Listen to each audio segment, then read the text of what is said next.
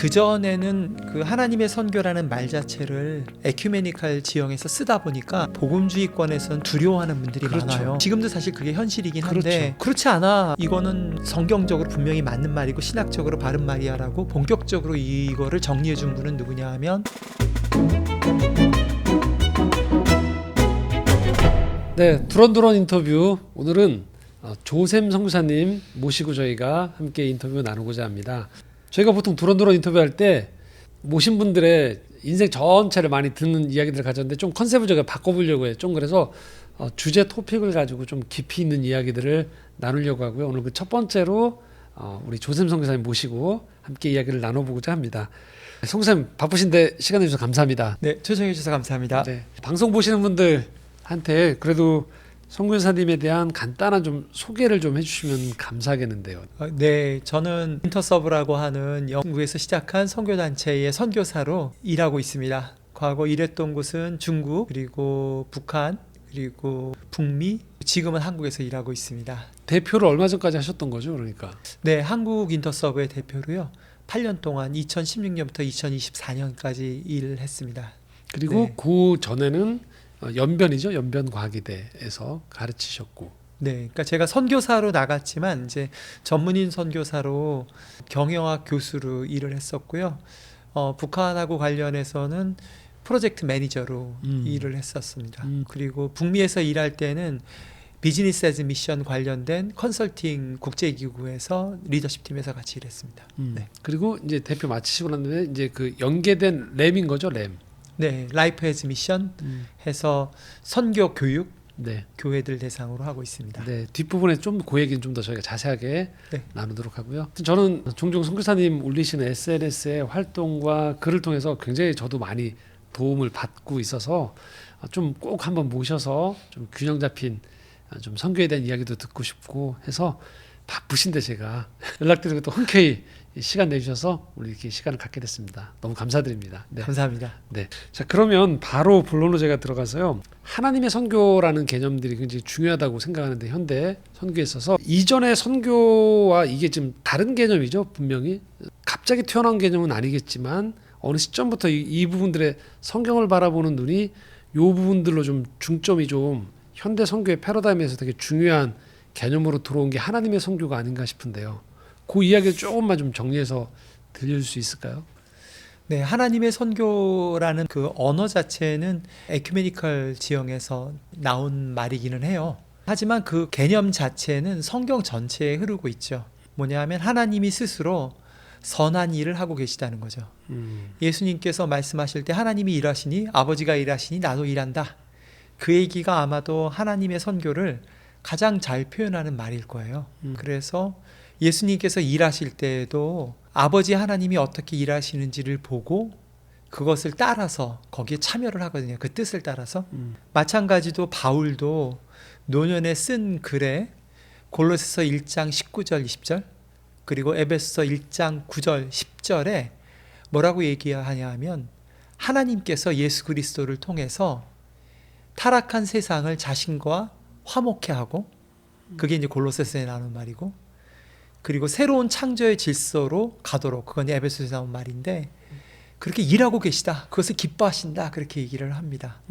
그래서 사실은 성경에 있는 얘기죠. 그렇죠.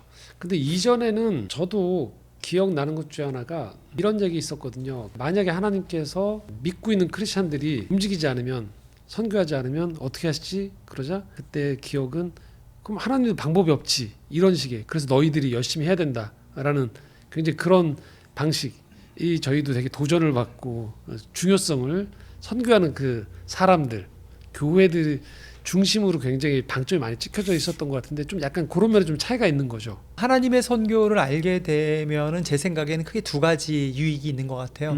그 단어를 적극적으로 쓰는데 큰 유익이 있는데 하나는 뭐냐 하면 우리는 그 시대에 어떤 방식으로 일했는가를 따라가기가 굉장히 쉬워요. 그래서 최근에 이제 우리가 생각하는 선교는 타문화권에 선교사를 내보내고 네. 거기에서 예수님을 안 믿던 사람들을 개종을 시키고 네. 그 다음에 교회를 개척하는 것이 선교라고 생각을 해요. 일반적으로 계속 그렇게 왔었죠. 예. 저희가. 근데 그렇게 생각한 게 실질은 300년밖에 안 돼요. 개신교 내에서 한 230년?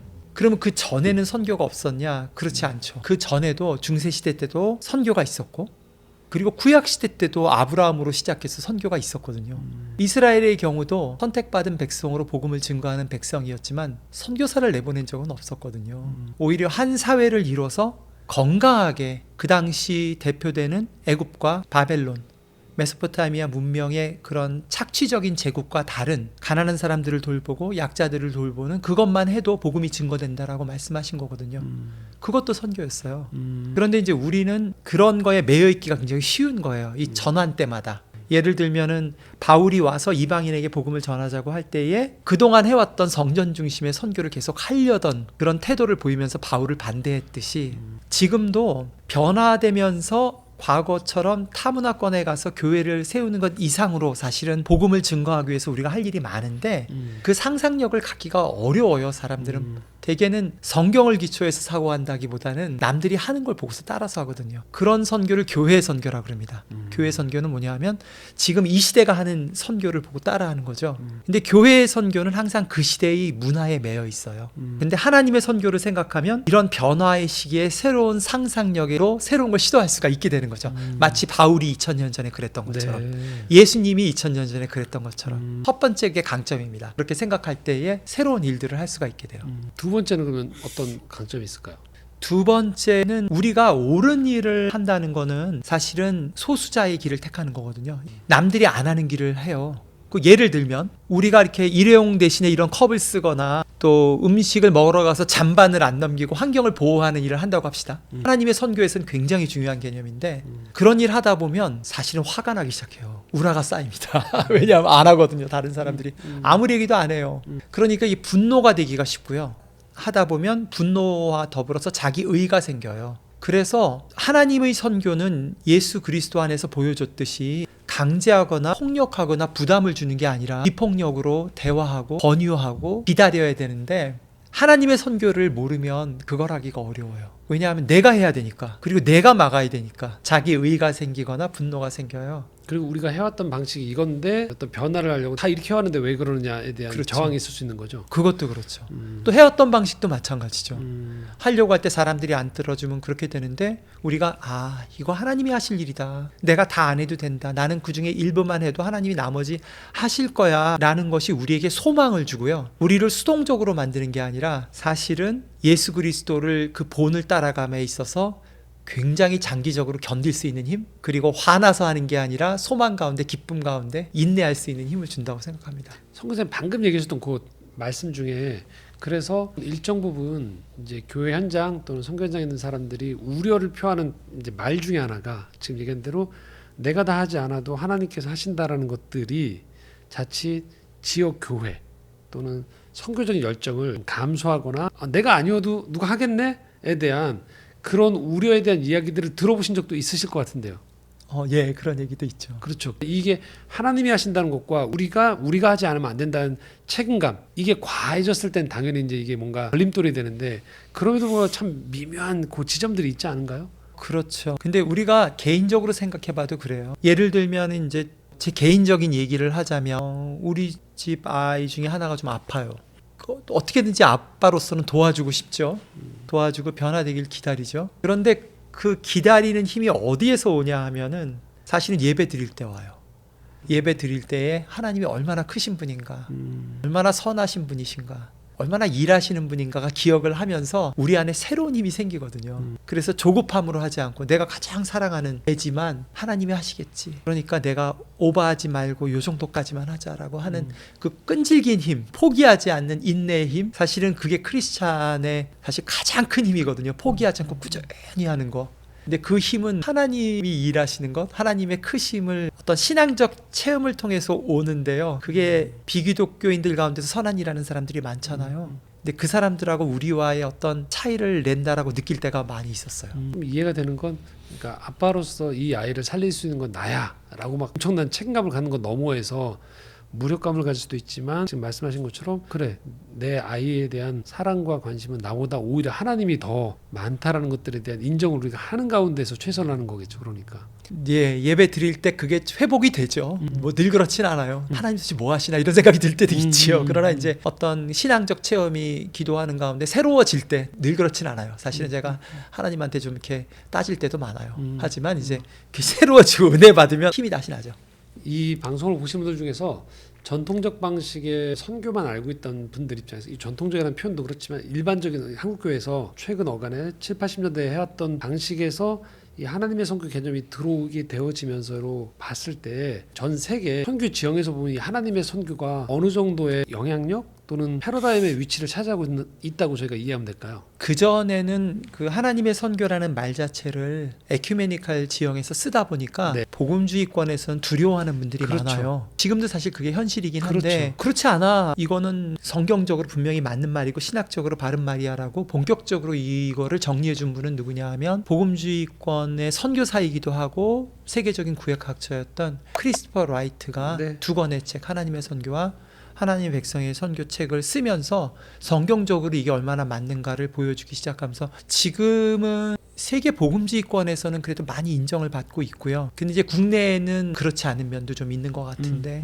어쨌든 이것을 베레아 사람처럼 성경적으로 과연 맞는가 안 맞는가는 곰곰이 생각해 볼 필요가 있다고 생각합니다. 그럼 그런 의미에서 이런 부분들에 대해서 기존의 시각 너머에 좀 부담을 갖거나 하는 분들 입장에서는 성교사님 지금 추천해 주신 두 권의 책이 상당히 도움이 많이 되죠.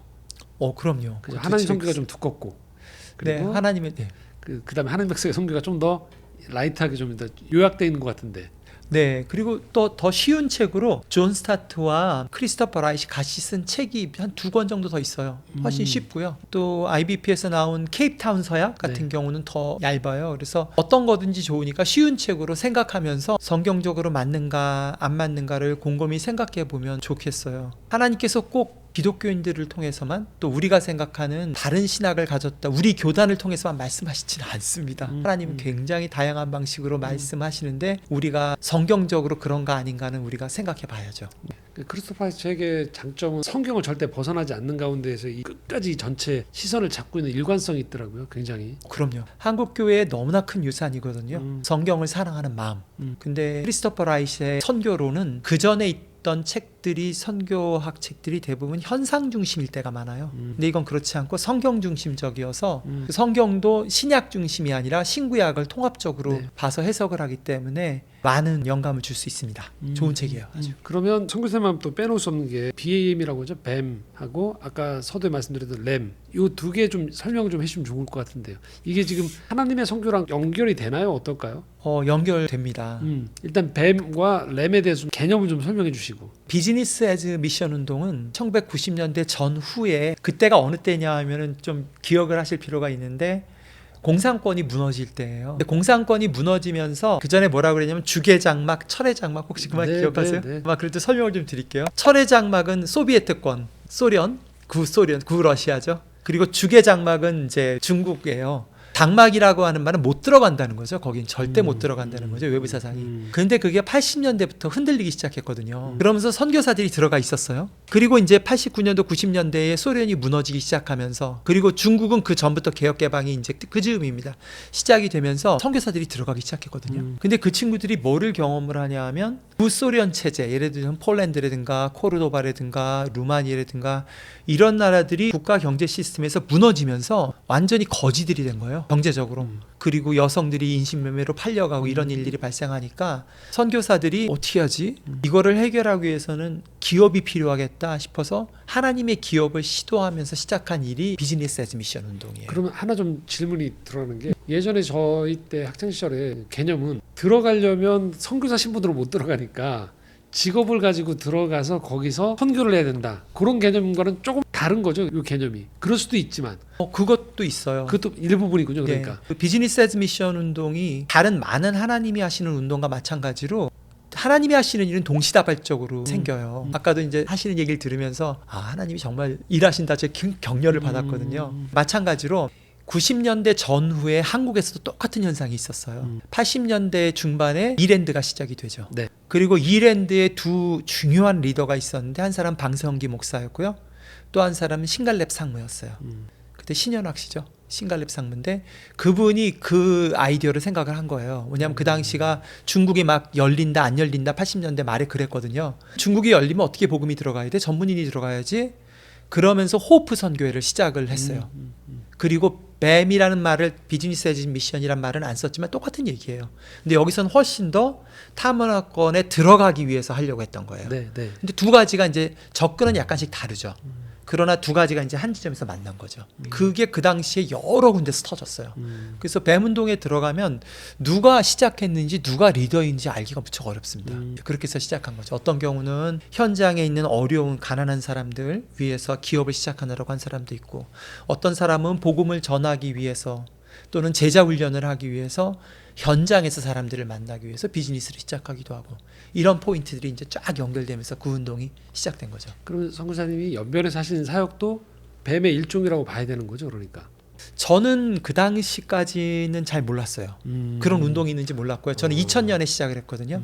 2000년에 연변에 들어가서 경영학을 가르치면서도 전통적인 선교를 생각을 했고, 제가 했던 일은 이제 경영학 가르치면서 아이들에게 복음을 증거하고, 아이들이 예수를 믿으면 그 연길에 있는 두 교회에 연결해줘서 교회 생활 뿌리 내리고 잘하는 일들을 주로 했거든요. 아, 시작은 그러니까 그 지금 얘기했던 뱀의 개념이라기보다는 내가 가서 가르치면서 아이들을 전도했던 거군요. 예, 그런 일들을 했었죠. 그렇게 하다가 제가 2006년에 학자니까 연변과기대에 있으면서는 논문을 쓸 수가 없었어요. 너무 바빠가지고. 그래서 미국의 워싱턴 DC에 있는 메릴랜드 대학이라는 데 방문 교수로 갔거든요. 그리고 그 시점엔 제가 이미 그 북한 일을 하기 시작했을 때요.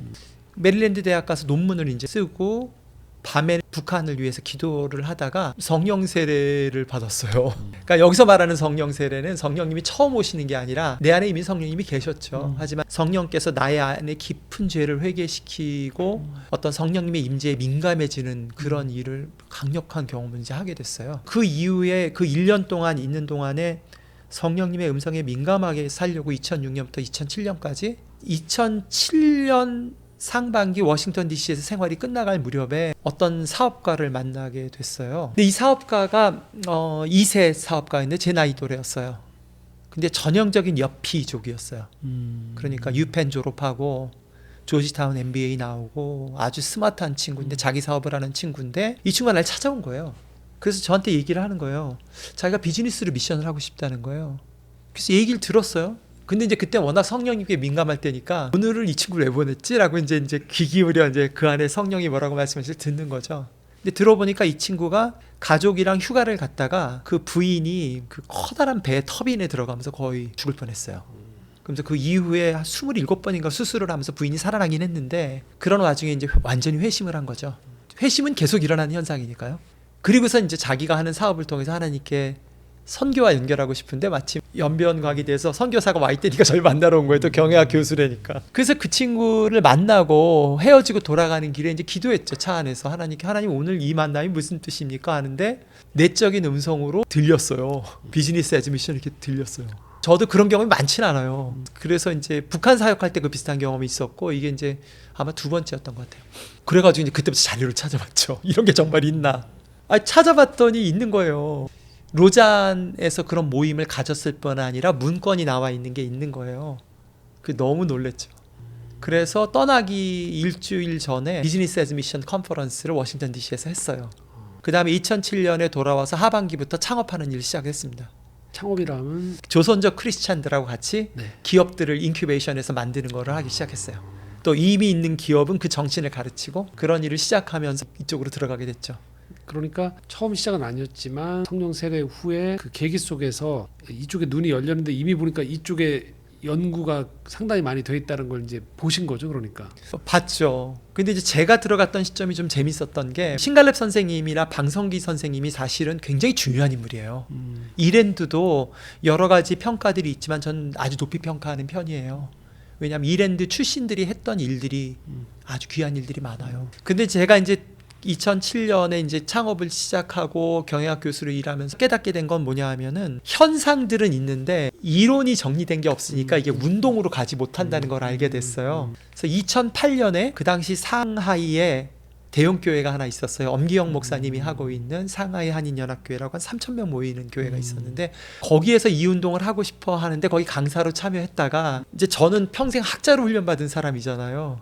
그러니까 그걸 이론으로 정리하는 걸 보고 이분들이 놀란 거예요. 왜냐하면 문건을 다 읽었거든요. 그 당시 있었던 모든 문건들을 거의 다 읽었어요. 그래서 영문으로 된 것도 다 읽고 정리하고 이런 일들을 했기 때문에 그러면서 이제 그쪽에서 저를 스카우트하면서 한국의 뱀운동이 운동으로 이제 현상으로는 싱갈랩 선생님이나 방성기 선생님이 이미 했어요. 또 방성기 목사님은 직장사역연구소로 운동을 잘 하셨고요. 맞아요. 싱갈랩 선생님은 단체를 통해서 하셨고요. 또 비전 MBA로 잘 하셨지만 또 다른 면을 제가 공헌할 수 있었고 또 영어를 하니까 로잔 쪽이랑 연결하면서 함께 콜라보를 할 수 있는 일들이 있었고 그런 걸로 공헌을 할 수 있었던 것 같아요. 어떻게 좀 네. 보면은 뱀이란 용어가 좀 더 정착되어지고 이게 중요한 분기점 굉장히 선교사님 역할이 크셨네 그래도. 예, 저랑 엄기영 목사님, 네. 엄기영 목사님이 믿어주시고 엄기영 목사님이 자기 목회에 이걸 다 거셨어요. 그 당시 참 훌륭한 형님이시죠. 그래서 함께 또 그 당시 함께 일했던 하나님이 하시는 일 여러 사람을 하는 것 같아요. 10여 명가량이 한 마음으로 쭉 일을 했던 그 좋은 기억들이 남아 있습니다. 네. 성우님 그러면은 뱀은 이렇게 이 정도로 어느 정도 기본 개념이 잡힌 것 같은데 램은 또 어떻게 저희가 이해를 하면 좋을까요? 비즈니스 애즈 미션 운동은요, 그 출발이 선교사들이 시작한 거거든요. 근데 재밌는 거는 그 90년대 전후에 이 비슷한 운동이 여러 군데서 동시에 사실은 있었어요. 뭐냐 하면은 비즈니스 애즈 미션 운동은 선교사들이 타문화권에서 시작한 그런 성격이 강하다면 킹덤 비즈니스라고 그 당시 미국을 중심으로 해가지고 사업가들이 어떻게 사업을 하나님 뜻대로 할 거야 라고 하는 그룹들도 커졌고요. 그리고 뉴욕에 있는 팀 켈러나 아니면 캐나다 리전트 칼리지에 있는 폴 스티븐스 같은 경우에 어떻게 성도들이 마켓플레이스에서 시장 경제에서 일을 할 거야. 이게 다 비슷한 유형의 것들입니다. 평신도 선교라든지 이렇게 다 이제 예. 일의 신학 이런 게 다 연결되어 있는 개념. 다 연결돼 있죠. 네. 일의 신학이랑 이런 것들이 쭉 연결돼서 동시에 생겨나기 시작했어요. 그래서 참 재밌는 게 전체를 하나로 묶자면 나중에 신학자들은 나중에 정리하잖아요.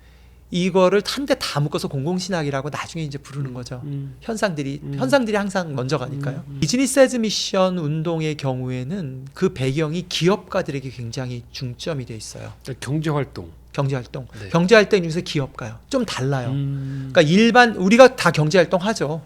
주부들도 경제활동 하잖아요. 소비자로서 하는데 아이들도 하고 뭐 청소년들도 하고 다 하는데 기업가들은 사실은 이 자본주의의 가장 기본 단위라고 할 수가 있어요. 네.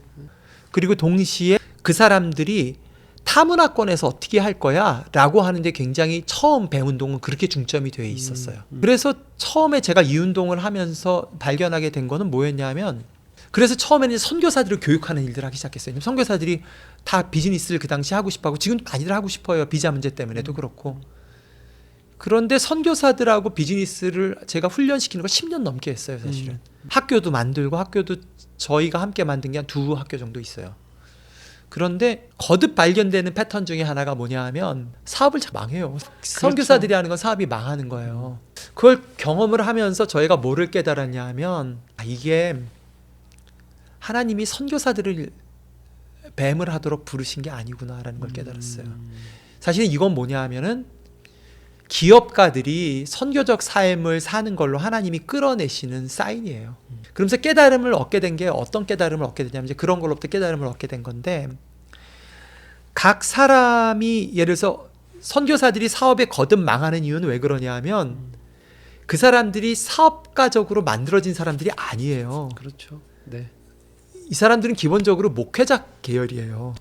사람한테 관심이 많고 관계적이고 긍휼한 마음이 많고 그런 과예요. 그런데다가 신학교 가니까 더 그게 강화되죠. 목양적인 게 강화되니까. 보통 기업은 근데 효율, 뭐 프로세스 이런 게 굉장히 강조되는 거잖아요. 아무래도. 그럼요. 기업에 있어서 가장 중요한 덕목 중요한 거는 공정이에요. give and take거든요. 그것들이 분명하고 그 가운데에 은혜가 쌓이는 거지 이 순서를 뒤집으면 사업 망해버려요. 근데 선교사님들은 기본적으로 주고 베풀고. 그러니까 사업이 안 되는 거 아무리 교육한다고 되지 않아요. 그러면서 제가 깨달은 건 뭐냐면 각 사람, 각 라이프, 각 사람마다 하나님이 다르게 만드셨다는 거예요.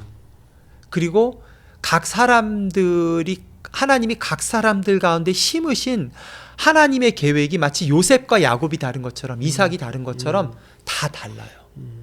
그러면서 저의 관심이 자연스럽게 어디로 넘어가기 시작했냐면 미래의 선교는 하나님께서 각 사람들 가운데 있는 그 하나님의 소명, 계획을 깨우고 돕는 쪽으로 가겠다. 그래서 이 선교의 꽃이라고 하는 데에 기업가들만 있는 것이 아니라 여러 다양한 사람들, 그리고 그 사람들이 가졌던 크고 작은 경험들이 축하되고 발견되고 격려하는 쪽으로 가야 되겠다라고 제 마음이 움직이기 시작한 거죠.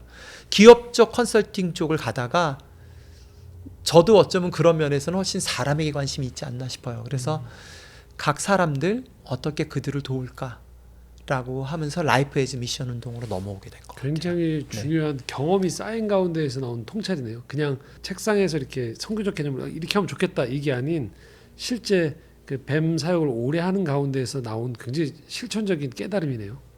그럼요. 어제 제가 마이클 고인하고 짐 멀린스가 쓴 IBP에서 나온 책인데 하나님의 선교를 연주하다라고 하는 책을 읽었거든요.